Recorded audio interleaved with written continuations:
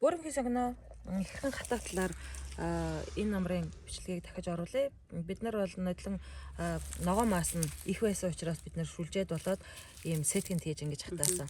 Энэ жилийн биднүүсийн ургац маань жоох орой авсан учраас ерөнхийдөө ногоон маас бага байсан.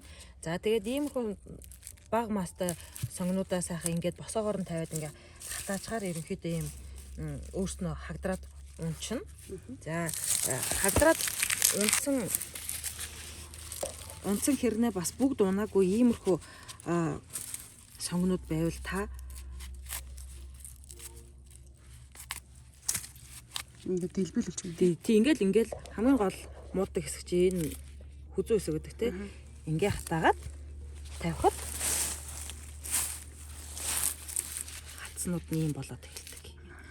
Тэгээд дараагийн удаан хугацааны хадгалтыг маш сайн даадаг. Тэгээ энийгээрээ ямар нэгэн илжилт муулд явагддаг. Та үнийг ашиглаад үзээрэй. Чанд амжилт хүсье.